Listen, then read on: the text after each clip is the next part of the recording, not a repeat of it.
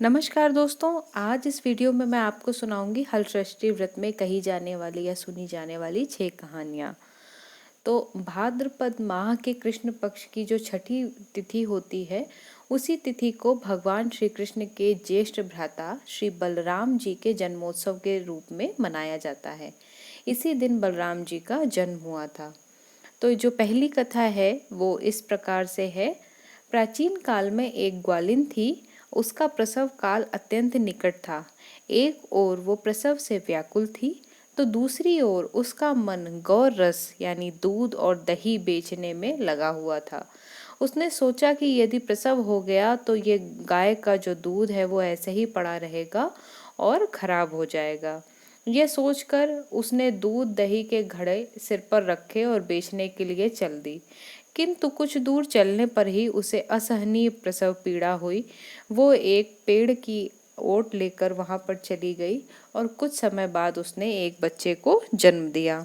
बच्चे के जन्म के बाद उसने सोचा कि अब मैं कैसे भी करके इस दूध और दही को बेच आऊं, नहीं तो ये निश्चित ही खराब हो जाएगा और जो भी उसे पैसे मिलने वाले थे वो नहीं मिलेंगे। ये सोचकर उसने बच्चे को वहीं पर छोड़ दिया और पास के गांव में दूध दही बेचने चली गई। संयोग से उसी दिन हलषष्ठी थी। गाय भैंस से मिश्रित दूध को केवल भैंस का दूध बताकर उसने सीधे साधे गांव वालों को सारा दूध बेच दिया, ताकि उसे ज्यादा से ज्यादा धन की प्राप्ति हो सके। उधर जिस पेड़ के नीचे वो बच्चा छोड़ आई थी, उसके समीप ही खेत में एक किसान हल जोत रहा था। अचानक उसके बैल भड़क गए और हल का जो फल था वो शरीर में घुसने से उस बालक की मृत्यु हो गई।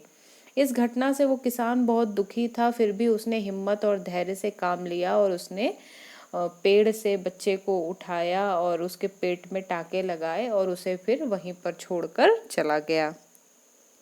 उधर ग्वालिन बहुत सारा धन एकत्रित करके खुशी खुशी उस पेड़ की तरफ जाने लगी जहां वो अपने बच्चे को छोड़ आई थी।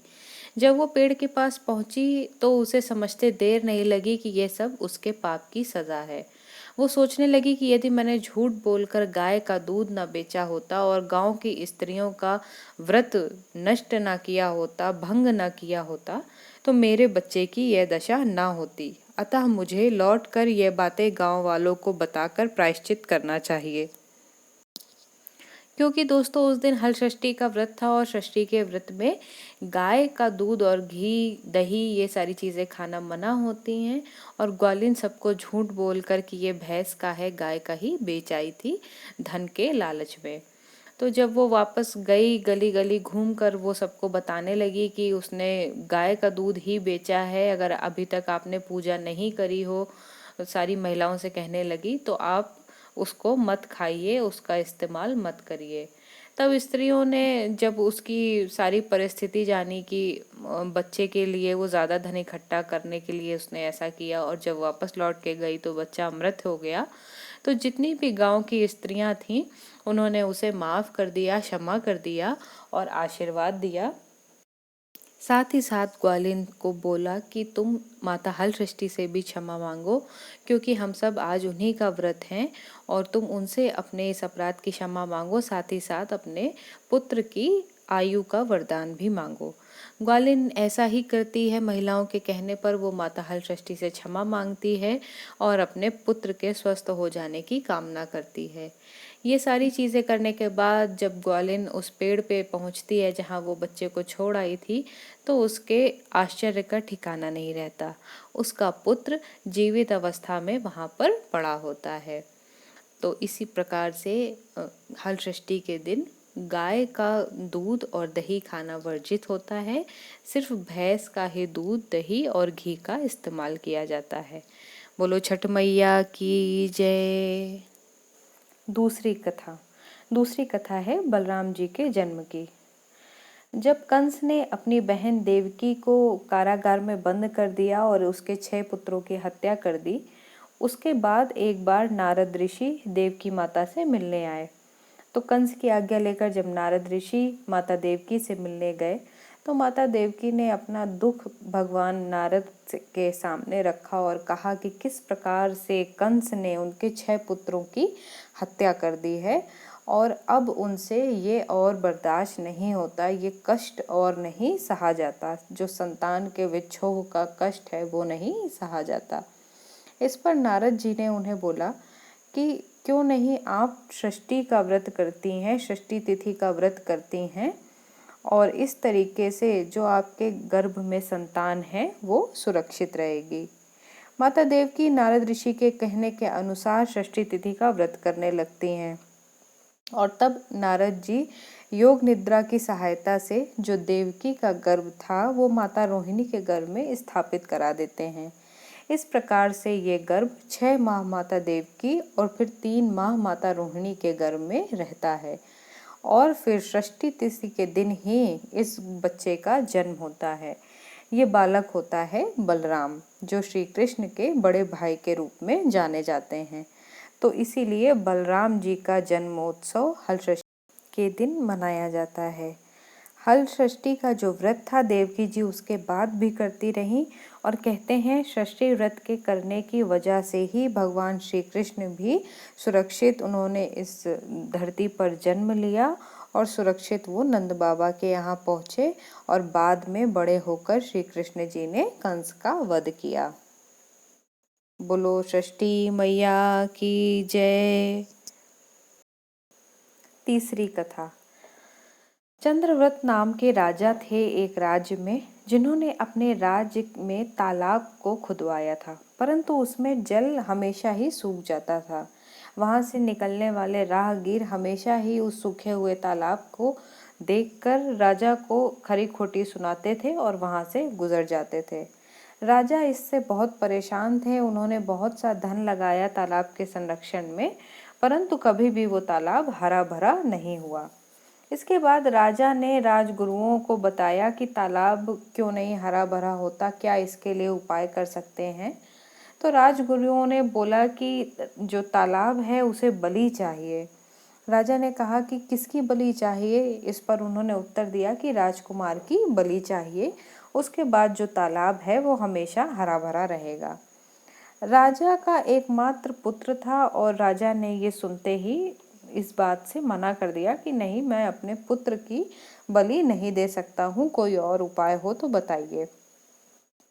राजकुमार ये सारी बातें छुपकर सुन रहा था, और राज्य की भलाई के लिए, प्रजावासियों के लिए राजकुमार ने स्वयं ही उस तालाब के बीचों बीच जाकर समाधि ले ली। जैसे ही राजकुमार उस तालाब में बैठा, वैसे ही वो तालाब पानी से पूरा ऊपर तक भरता चला गया। हर तरफ हरा भरा हो गया, तालाब पूरा पानी से भर गया, पक्षी चहचहाने लगे।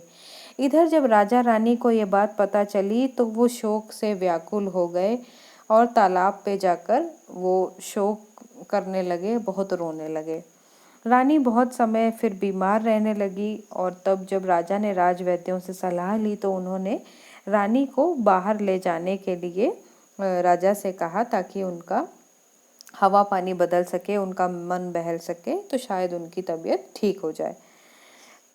ऐसे ही विचार मन में लाकर राजा रानी को एक दिन बाहर घुमाने ले जाते हैं, और तभी रानी की दृष्टि तालाब किनारे बैठी 5 महिलाओं पर पड़ती है, जो कि कुछ पूजन कर रही थीं। रानी वहीं पर रुक जाती हैं और उनसे पूछती हैं कि आप सब ये क्या कर रही हैं। तब महिलाएं उन्हें बताती हैं कि रानी, हम षष्ठी माता का व्रत कर रहे हैं। इस पर रानी पूछती हैं कि इस व्रत की क्या महिमा है, इसको करने से क्या होता है, कृपया मुझे भी बताइए। इस पर महिलाएं उन्हें सारी विधि विधान से समझाती हैं कि व्रत किस तरीके से किया जाता है, और साथ ही ये भी बताती हैं कि इसको करने से संतान के सभी कष्ट दूर हो जाते हैं, वो दीर्घायु होती है, और निसंतान यदि दंपत्ति पूरे साल की षष्ठी व्रत करे तो छठ मैया की कृपा से उसके संतान हो जाती है।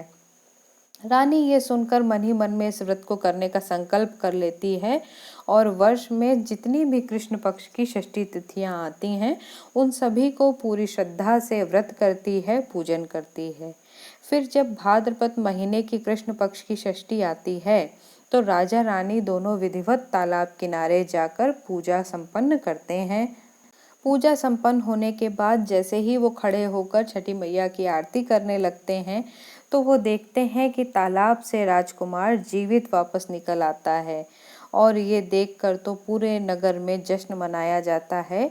और उसके बाद राजा रानी के कहने पर सभी नगरवासी अपने संतान की लंबी आयु के लिए और उसके जीवन के सारे कष्ट दूर करने के लिए हलषष्ठी व्रत को करने लगते हैं। बोलो छठी मैया की जय। चौथी कथा।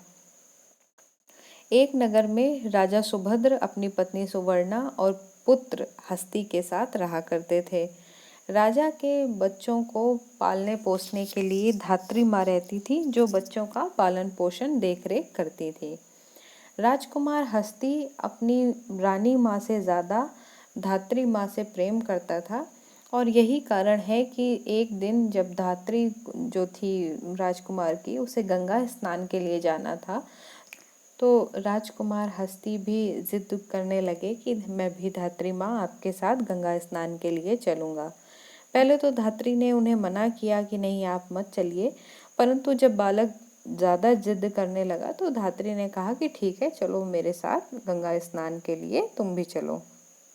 ऐसा कहकर धात्री राजकुमार को लेकर गंगा स्नान के लिए चली गई। जब धात्री गंगा में स्नान करने लगी, उसी समय जो राजकुमार था उनका पैर फिसल गया और वो गंगा नदी में डूब गए।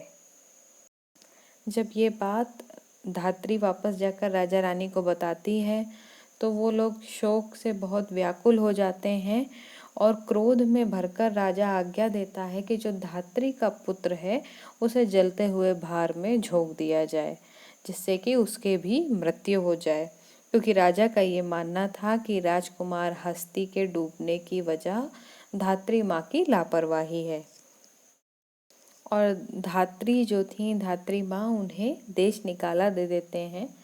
तो राजा का जो दंड था वो पाकर धात्री चली जाती हैं जंगल में रहने, और घने जंगल में वो रहने लगती हैं। वहाँ पर एक मंदिर होता है, उसी में वो रहती।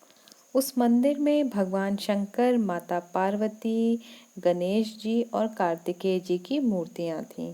धात्री माँ भगवान का नियमित पूजन करने लगती हैं, क्योंकि जंगल में बहुत ज़्यादा साधन उपलब्ध नहीं थे। तो एक उन्हें बड़ा सा महुआ का पेड़ मिलता है, जिसके नीचे तमाम महुआ गिरा रहता था। तो धात्री माँ उसको ही उठाकर साफ कर लेती थी और वही भगवान को भोग लगा देती थी और वही खुद खा लेती थी। इसी प्रकार से उन्हें जंगल में बस जंगली भैंसें मिलती थी, तो कभी कभी उनका ही दूध और दही और घी वगैरह लेकर उससे भगवान का प्रसाद लगा देती थी, पूजन करती थी और वही खुद भी ग्रहण कर लेती थी। इसी प्रकार से अपना जीवन यापन कर रही थी। धात्री की इतनी श्रद्धा देखकर भगवान शंकर और माता पार्वती उनके सपने में आते हैं और उन्हें बोलते हैं कि धात्री, हम आपकी पूजा से बहुत प्रसन्न हैं और आपका पुत्र जल्दी ही जीवित हो जाएगा। अगले दिन जब सुबह धात्री उठती है तो सोचती है कि ये तो संभव नहीं है, पुत्र को भार में झुकवाए बहुत समय बीत गया, हो सकता है ये मेरे ही मन का वहम हो या ज़्यादा श्रद्धा हो, जिसकी वजह से मुझे ऐसा सपना दिखा। उधर जो धात्री माँ का पुत्र था वो सच में भार में से जलने के बाद भी जिंदा निकल आता है और पूरे गांव में ये देखकर कि पुत्र अभी भी जिंदा है बहुत ज़्यादा हलचल मच जाती है, चारों तरफ हाहाकार मच जाता है और बात राजा रानी तक फिर से पहुंच जाती है। तब राजा अपने राज्य के जो भी ऋषि मुनि थे उन्हें बुलाते हैं, पूछते हैं कि ये कैसे संभव हो पाया। इस पर एक ऋषिगण बताते हैं कि जो धात्री जिसे आपने देश निकाला दे दिया, वो जंगल में रहती है, शंकर परिवार का नियमित पूजन करती है, महुआ और भैंस के दही का भोग लगाती है, स्वयं भी वही खाती है, पलाश के पत्ते और कुसा घास का एक छप्पर बनाकर उसके नीचे वो जीवन यापन करती है। और मुझे ऐसा जान पड़ता है कि उसके इस तरीके से करने से भगवान ने प्रसन्न होकर उसकी संतान को पुनर्जीवन दिया है। अतः आपको तुरंत धात्री से मिलना चाहिए और पूछना चाहिए कि उसने किस प्रकार से भगवान से पूजन किया और पुत्र को दोबारा जीवित करा लिया। हो सकता है उस विधि को करने से राजकुमार भी वापस आ जाए। उसके बाद राजा रानी धात्री के पुत्र को लेकर उस जंगल में धात्री को ढूंढने के लिए जाते हैं जहाँ पर वो निवास कर रही होती है।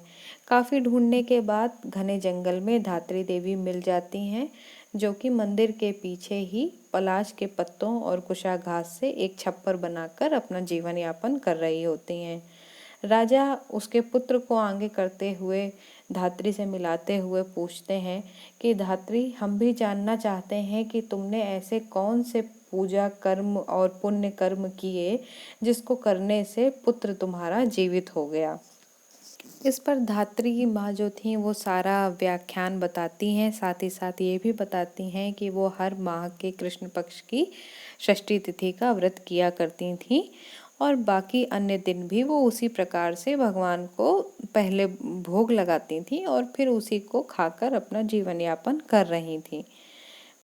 राजा रानी भी षष्ठी व्रत करने का मन में विचार करते हैं और धात्री माँ को आदर पूर्वक पुत्र सहित अपने राजमहल में वापस लेकर आते हैं। इसके बाद जितनी भी पूरे वर्ष की षष्ठी तिथियां आती हैं कृष्ण पक्ष में, राजा रानी धात्री माँ के कहे अनुसार उनका व्रत करते हैं, महुआ और भैंस के दही से भगवान को भोग लगाते हैं और खुद भी सिर्फ उतना ही प्रसाद में खाकर अपना जो व्रत था वो पूरा करते हैं। इस प्रकार से जब साल भर दोनों राजा रानी व्रत करते हैं तो जब भादव माह की षष्ठी तिथि वापस आती है वो लोग फिर से व्रत करते हैं और तब जाकर गंगा नदी से उनका जो राजकुमार हस्ती थे वो वापस आ जाते हैं और उसके बाद से राजा रानी घोषणा करा देते हैं कि ये व्रत सबको अनिवार्य रूप से ज़रूर करना है। इस व्रत को करने से सबकी संतानों के सारे कष्ट हरेंगे, उनकी आयु लंबी होगी। बोलो छठी मैया की जय। हल षष्ठी व्रत पांचवी कथा। एक नगर में एक राजा रहा करता था जिसकी दो रानियां थीं। एक का नाम रेवती था, दूसरी का मानवती था।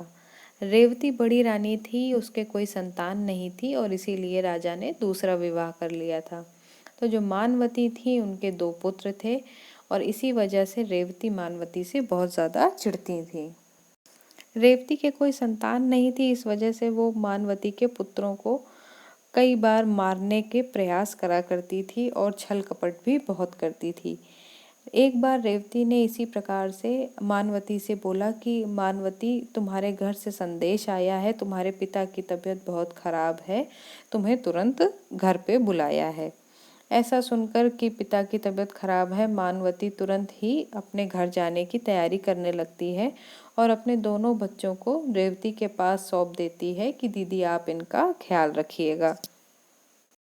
मानवती जल्दी जल्दी अपने घर जाने की तैयारी करती हैं और अपने घर अगले दिन पहुंचती हैं। जब घर पहुंचती हैं तो वहां पर देखती हैं कि पिता उनके सकुशल होते हैं।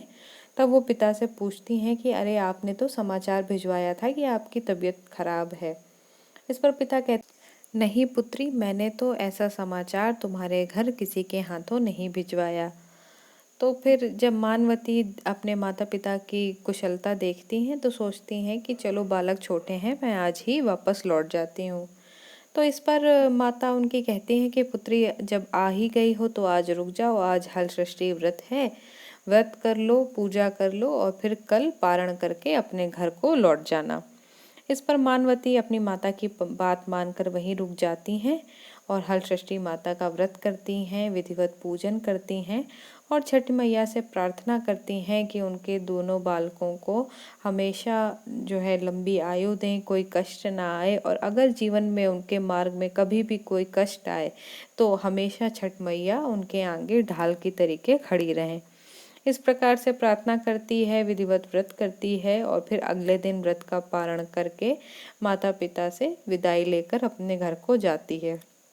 उधर रेवती दोनों बालकों को लड्डू में जहर मिला के खिला देती है और दोनों बालकों की मृत्यु हो जाती है और उन्हें फेंकवा देती है।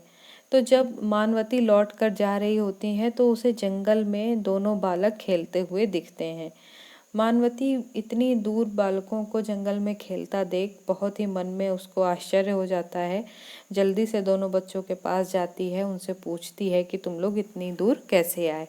तो बालक कहते हैं, हमें नहीं पता, रेवती माता ने हमें यहाँ पे फेंकवा दिया था। फिर एक दूसरी माता आई, उन्होंने हमें जीवित कर दिया और अभी तक हम उनके साथ ही खेल रहे थे। तो माता जो मानवती थी वो पूछती हैं कि किसके साथ थे, कौन वो थी माता। तो दोनों बच्चे बताते हैं कि वो छठ मैया थी, उनका नाम छठ मैया था और हम अभी तक उन्हीं के साथ खेल रहे थे, उन्होंने ही हमारी तबीयत ठीक कर दी। इस पर मानवती मन ही मन बहुत प्रसन्न हो जाती हैं, माता हलषष्ठी को बहुत धन्यवाद कहती हैं और उनसे बहुत प्रार्थना करने लगती हैं और उनके हाथ जोड़कर हमेशा ही इस व्रत को करने का निश्चय करती हैं और अपने दोनों बालकों को लेकर खुशी खुशी वापस घर को लौट जाती हैं। बोलो छठी मैया की जय। छठी कहानी प्रारंभ।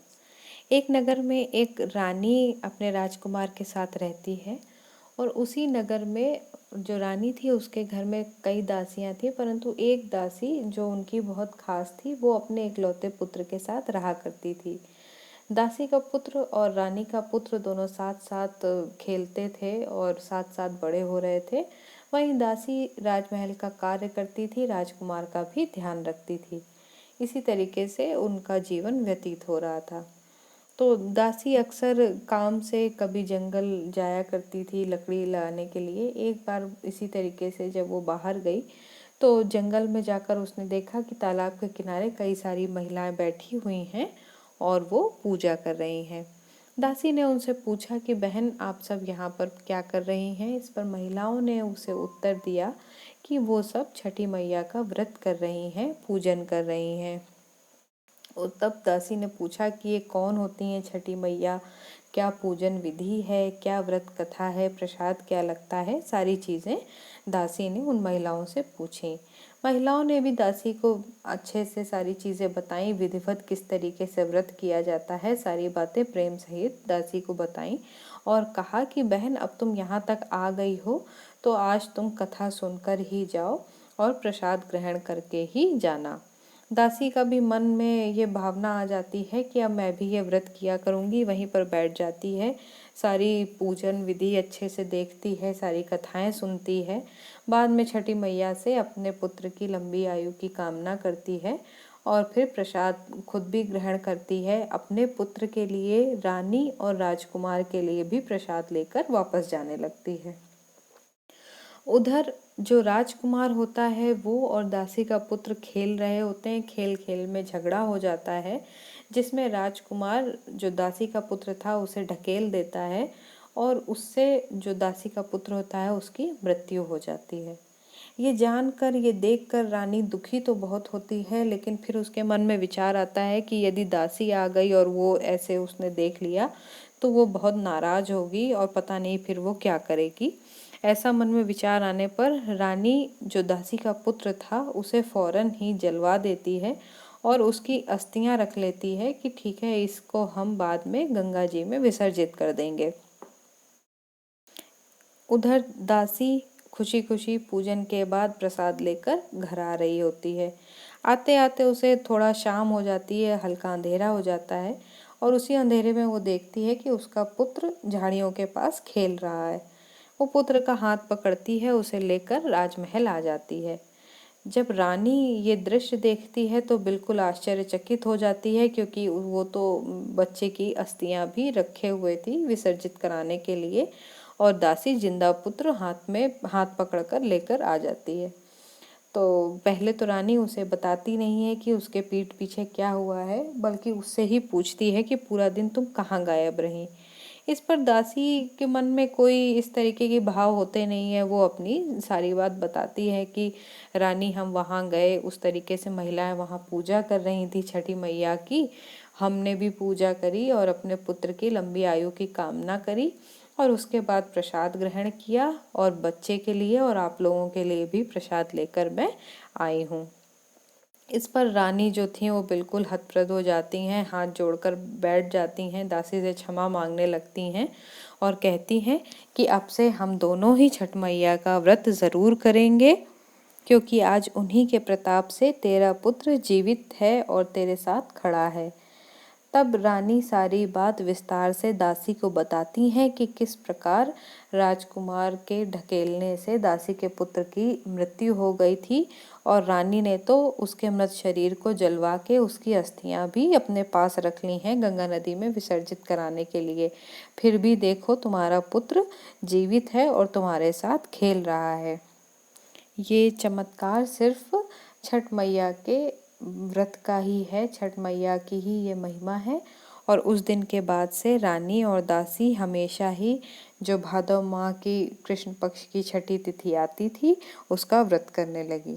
बोलो छठ मैया की जय। जैसी छठ मैया ने दासी के पुत्र की रक्षा करी, वैसे सबके पुत्र की रक्षा करें, सबके पुत्रों की आयु लंबी करें, संतानों को सारे सुख प्रदान करें। हर संकट के आगे वो हमेशा ढाल बन के खड़ी रहें। इसी कामना के साथ बोलो छठ मैया की जय।